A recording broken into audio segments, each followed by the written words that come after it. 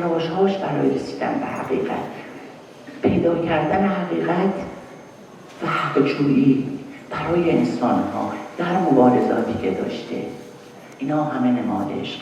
با خشونت عمل نمی‌کنه، با صلابت عمل می‌کنه. وقتی میخواد اندیشه‌هاش رو در ذهن دیگران بنشونه، با ظرافت برش الماس حوادث رو میبره، نه با چماق، نه با توهین، نه با رفتارهایی که انسانها رو دور میکنه. ایدی انسانها بهش نزدیک میشدن، از هر گروهی که بودن جسمش ساییده شده، مرا حق از می عشق آفرید است، همان عشقم اگر مرگم بساید. جسمش رفته، ولی آیا ایدی رفته؟ آیا تلاشاش فراموش شده؟ نه، به دلیل اینکه ایدی نماد عشق بود. نمادش در کلیت یعنی پیوستگی سازمان‌های مختلف با تفاوت عقاید، با صحبت‌های متفاوت و گه‌ها مخالف، همه با ایدی میتونستن همکاری کنن. چرا؟ چون ایدی عشق بود و عشق در ذره ذره هستی، در ذره ذره اندیشه ها وجود داره، به نمادهای مختلف، به روش‌های رفتاری. من سالهای 25 سال پیش که ما دوست داریم بودیم که دور هم بودیم و بعد جلسات کوچک ادبی بود و بعد یواش یواش بزرگتر شد و شد شب‌های ویژه‌ای که به هر حال کلی از نویسندگانمون، ادیبانمون و روشن فکرامون در اون جمع می‌شدن، تا همین چند سال پیش که این ارتباط حالا کم زیاد شد. تا 4 سال پیش اگر اشتباه نکنم سنجو منو تصحیح میکنم که به گمانم 4 سال پیش بود که ایدی یک روز به من زنگ زد و این خبر سنگین رو داد که مبتلا به بیماری شده و گفت پزشکان گفتن در کنار مداوای پزشکی، مصرف داروها و تمام کارهای پزشکی، اگر که مدیتیشن بکنه میتونه کمک کنه بهش که درد کمتری داشته باشه و یا آسانتر با این ماجرا روبرو بشه. و به من تلفن کرده بود به دلیل اینکه تو کلاس های مدیتیشن داری و من با تو ارتباط دارم، اطمینان هم باید باشه در این جور روابط که یعنی قبول داشته باشن آدم و هم دیگر. من به روی چشم پذیرفتم و بعد کنار ایدی و سوسن چون 2 تا از دوستان جلساتی رو گذاشتیم برای آموزش و تمرین مدیتیشن و هر بار که تلفن میکردم یا صحبت میکرد یا اون زنگ میزد رعایت میکرد. خوشبختانه در درجه اول به دلیل مداوای پزشکی و بعد هم شاید من باور دارم کمک هایی که خودش به خودش کرد از طریق مدیتیشن یه دوره بیماری متوقف شد. خیلی سرحال، شاد، خوشحال، ولی به هر حال بقیه ماجرا رو دیگه تکرار نکنم که شما هم نمیدونید، ولی یه جمله رو بگم و صحبتم رو کوتاه کنم. یک نکته رو و اون اینه که چرا باور دارم که ایدی نماد عشق هست و به اونم تأکید دارم و همون که عشق کل نگره و باور دارم که عشق کل هست و لایه های بسیاری داره و ایدی بسیاری از این لایه ها رو سفر کرد، درش عبور کرد، تجربه کرد و عطر این لایه های عشق رو در جانش نشست و این عطر رو در کلامش، در روابطش، در برخوردش با عقاید متفاوت و حتی مخالف نشون داد. عطرآگین رفت جلو و به همین دلیله که هیچ خاطره ناخوشایندی تو ذهنش هیچ کدوم از دوستاش نیست. و دومی که در روابطش، من با سوسن جون داشتم صحبت میکردم، یکی از ارزشمندترین روابط انسانی روابط زوجها هست. روابط زن و مرد ازدواج کرده باشن، نکردن، دوست باشن، روابط 2 تا انسان هم 2 جنس. با سوسن جون چند روز پیش صحبت میکردم، گفتم خیلی حادثه بدی پیش اومده، خواهی نخواهی نبوده. عیدی اصلا باور کردنی نیست. ولی سوزن جون تو 11 سال با عشق زندگی کردی، نه با ادای عشق، با عشق زندگی کردی و مثال زدم براش.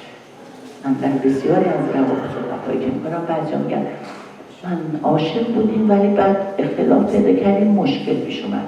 من همیشه جواب من اینه که طلا، عشق مثل طلاست. طلا هیچ وقت زنگ نمیزنه. اونایی که زنگ میزنه و کدر میشه آب طلا دادن روی روابط، اسم عشق رو گذاشتن. عشق نما هست. عشق یعنی که هم نفس بودن و این دو 11 سال این هم نفسی رو تجربه کردن، عشق رو تجربه کردن. پس این رابطهش با همسرش، رابطهش با دیگرانی که هم مسلک فکری او در عقاید سیاسی و اجتماعی بودن، با تمام گروه ها طوری برخورد میکرد که پذیرفته شده بود و در پایان با دیگرانی که با اندیشه رو تفاوت داشتن، با اونها هم از جمله من به هر حال شاید اگر کسی از بیرون ما نگاه میکرد فکر میکرد که روابط من و همسرم با عیدی چه نقطه مشترکی میتونه داشته باشه با تفکرات متفاوتی که با هم داشتیم. ولی شاید بهترین ساعت‌هایی بود که با عیدی نشستیم و راجع به مولانا و راجع به عرفان هستی و شناخت هستی صحبت میکردیم. به هر حال باز فقط پایان ببخشم صحبتم و با هم کلام مولانا بعد از همدردی میکنم با سوزن جان و با همه دوستان، با فرزندانش، با همه کسانی که او رو دوست داشتن. مرا حق از می عشق آفریده است، همان عشقم اگر مرگم بساید. منم مستی و اصل من می عشق، بگو از می به جز مستی چه آید.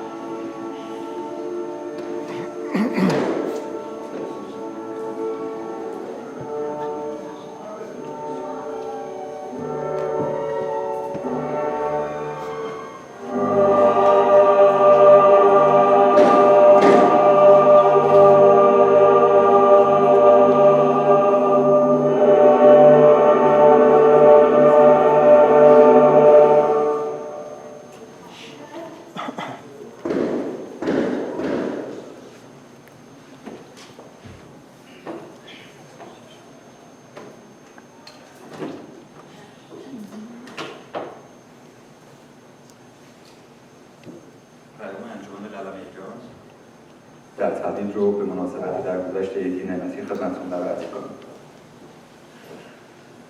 روزی چمدان خاطره ها و سفرنامه ما را کسی از اهالی صبح پیدا می کند. باز این تبعید بیپیر شاعری دردآشنا و دلبسته به آزادی و باورمند به رهایی انسان را از ما گرفت. عیدی نعمتی، همبند انجمن قلم ایران در تبعید، روز جمعه 17 خرداد 7 یونی پس از ناوردی طولانی با بیماری جانکاهی که به جان لطیفش شنگ انداخته بود، جهان ما را وانهاد و تنها در غربت تبعید رهایمان کرد و رفت. شاعر احساس‌های لطیف و دلبستگی‌های رنجدیدگان آنگونه که زیسته بود می‌سرود و آنگونه که بود می‌نمود. صمیمیت بی همتای واژه، شعرهایش نشان از همین صمیمیت به قول خودش غارت شده داشت. عیدی جان، یاد عزیزت همواره با ما و در ما جاودانه خواهد ماند.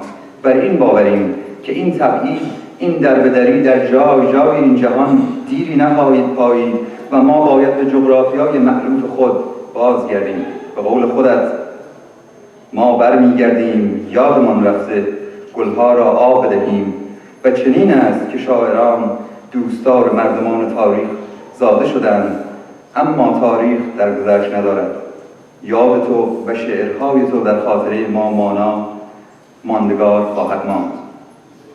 انجمن قلم ایران در تبعید یاد و خاطره آن عزیز را گرامی و در غم و اندوه همسر، فرزندان و وابستگان عیدی نعمتی خود را شریک می‌داند. انجمن قلم ایران در تبعید 19 خرداد 1398. پیام بعدی که هستش آقای محمد رضا شالگومی از سازمان راه کارگر، از همرزمان و دوستان عیدی نعمتی که در شکلی این سازمان با هم همکاری‌های از روز اول با هم همکاری‌های داشتن و رفاقت‌هایی رو داشتن. پیامی رو از آلمان برای ما فرستادن که از دوستان تقاضا می‌کنم برای شما پیام آقای شالگومی رو پخش. عزیزانم، به همه اعضای خانواده، دوستان و رفقای عیدی نعمتی، مرگ عزیز رو به همه شما و مخصوصا به خانواده عزیزش، سوسن عزیز، ماران عزیز و سیاوش عزیز تسلیت عرض می‌کنم و همچنین به همه رفقا، همرزمش، همه اونهایی که چه در سازمان راهکارگر چه در جریان‌های دیگر با عیدی همراه و همدل بودند و با هم مبارزاتی رو پیش بردند، به همهشون تسلیت عرض می‌کنم. به عنوان یک کمونیست، به عنوان یک طرفدار سوسیالیسم، دارم یه نکته‌ای رو تاکید می‌کنم که فکر می‌کنم به مناسبت مرگ رفیق عزیزم عیدی لازمه که بهش توجه کنیم. ببینید، برای ما طرفداران زندگی، برای ما طرفداران سوسیالیسم، مرگ تلخ است. مرگ برای هر انسان مرگ ناحق است. هر وقت میاد زود مرگ، هر وقت میاد قبول کننده است. ما طرفدار مرگ نیستیم، از مرگ تحت هیچ عنوان ستایش نمی‌کنیم. ولی بعضی وقتا هست که معلومه که برای دفاع از زندگی جز مرگ راهی نیست. میخوام بگم که عیدی از اونهایی بود که میتونست خیلی زودتر از اینا بمونه. یادمون باید باشه که خیلی از رفقای عیدی خیلی جوان‌تر جانشون رو بر سر آروانشون گذاشتن، رفتن. خیلی از ماها فکر نمی کردیم به سنی برسیم که موهامون سفید بشه، ولی خب به سن رفتیم. این به معنای نیست که خوشحال نیستیم، زندگی تا آخر لحظه شیرین. لااقل یک طرفدار سوسیالیسم، یک طرفدار انسان، یک طرفدار نیروهای زندگی بایستی ستایش زندگی باشه. بنابراین که ما از اون که زنده مونده ایم خوشحال، بس اینکه بعضی از رفقا و بسیاری از رفقا جانشون رو بر سر این آرمانی گذاشتن که آرمانی واقعا انسانی بود، هرچند که اشتباهاتی هم کرده باشیم که کرده این منبت همه، ولی با آرمانی بزرگ جانشون رو از دست دادن. اونها هم ستایشگر زندگی بودن، برای اونها بسیار بسیار مهم. مسئله این که هستش اینه که با مرگ خیلی از چیزها نابود میشه. منتها وقتی شما طرفدار زندگی هستید، طرفدار آرمان انسانی هستید، برابری، آزادی، همبستگی تبار انسانی رو میخواهید، برای اون مبارزه میکنید، برای سوسیالیسم جانفشانی میکنید که عینی یکی از اونها در جمع انسان ها هستید.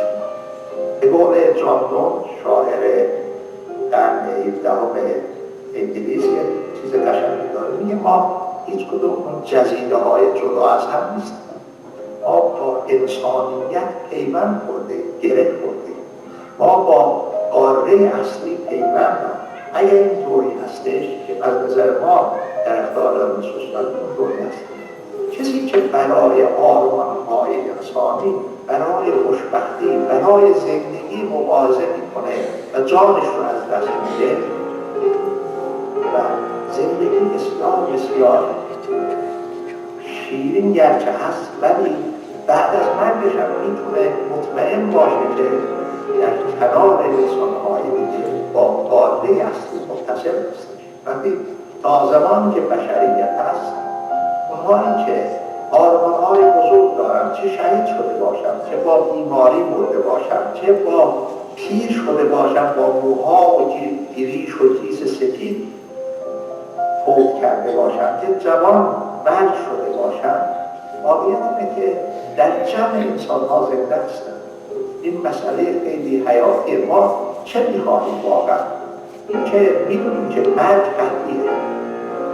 آذربایجانی ها، ترک ها که دیدی خودش هم ترک قشقایی یه مسئله دارن، میگن که خدا را خیلی ها انکار کردن ولی مرگ رو کسی انکار نکرد. واقعیت اینه که مرگ رو نمیشه انکار کرد. مرگ قطعیه چیزه ولی زشته، همیشه زشته.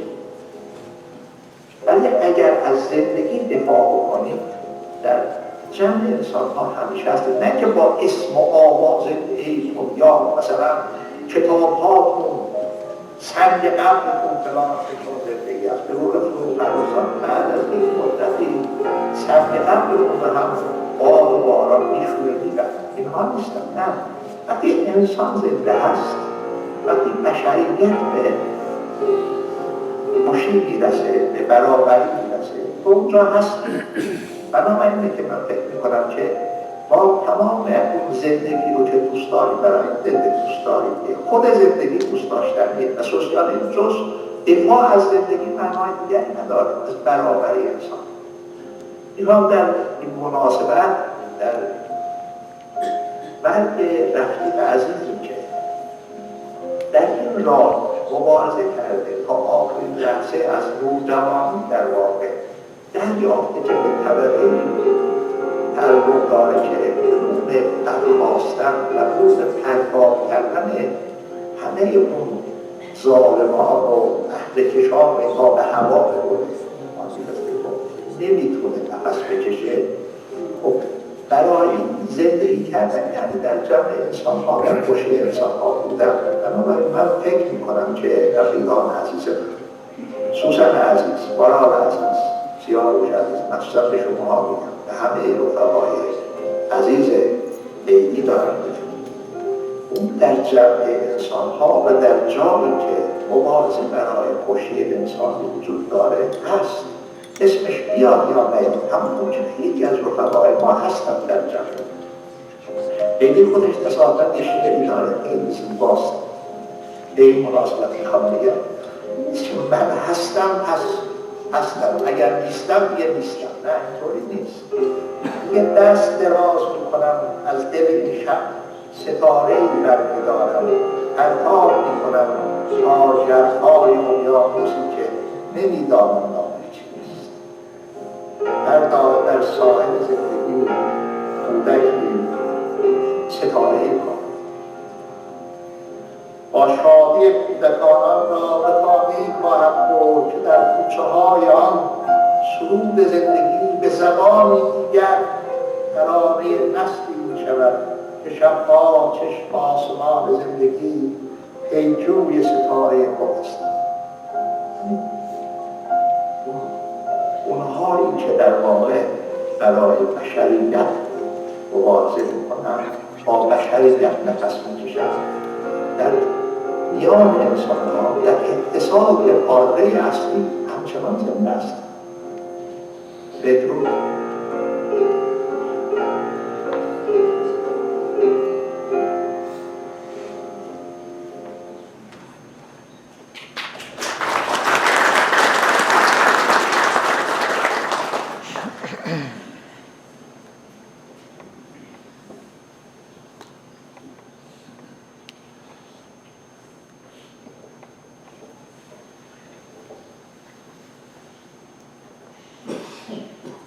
I'd like to speak a few words in English on A.D. Nemati's work and his life and achievements. A.D. Nemati is one of the most accomplished representatives of the revolutionary generation of Iranian poets in exile. A.D. is known for employing the style and words of the everyman. He developed a simple, free poetic style known in Iran as Safid Persian poetry, and added to it in different levels. His poetry is a kind of free verse that departs from the tightly balanced rhythm and rhymes of Persian poetry with a socio-political concern and deep emotional values. The themes in his poetry range from political issues, mostly freedom, to human condition. His poetic vision accords with both Western modernist concept and the modern transformation of classical Persian poetry. The Spanish poet Federico Garcia Lorca, the African-American poet Langston Hughes, along the thinkers and writers of the French Revolution, are among those who contributed to the AD's writing and beliefs. That said, A.D. Nemati represents a generation with a silenced political consciousness, a generation whose attempts to probe an entirely social concept of radical activism that have been politicized and ruthlessly repressed both before and after the 1979 revolution. A.D. belongs to a generation that cried and did the revolution. A.D.'s poem and writings illustrated and continues to project a cultural resistance against that grand narrative.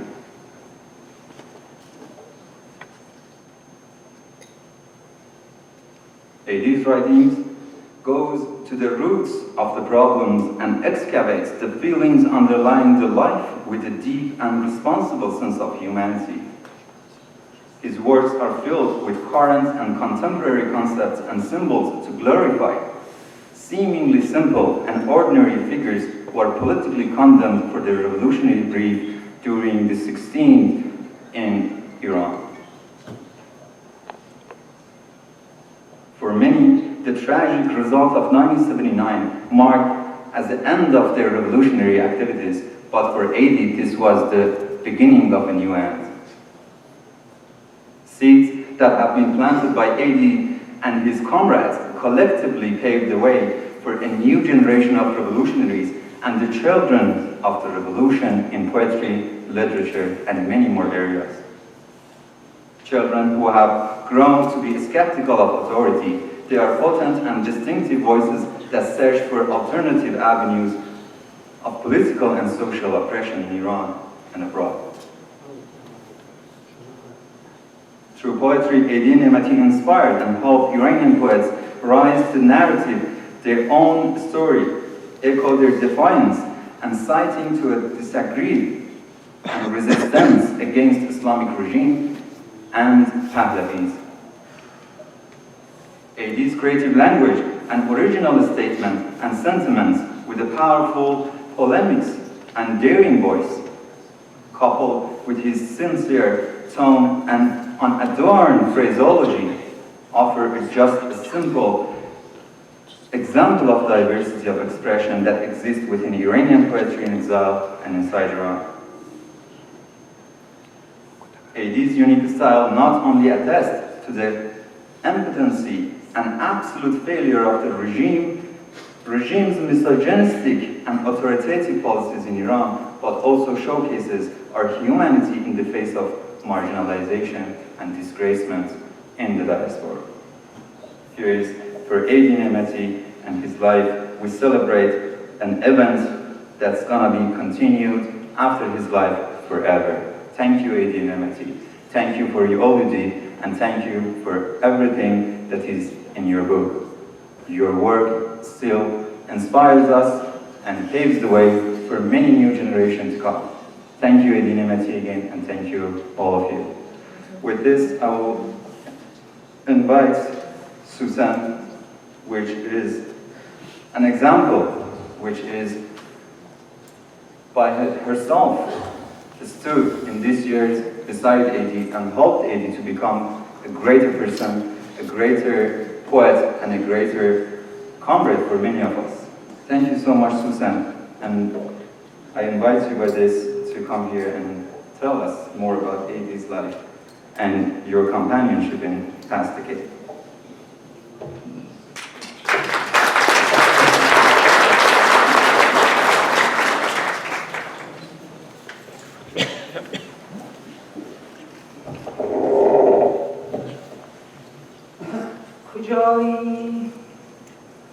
کجایی ای با من و من در پیت گم در خیال.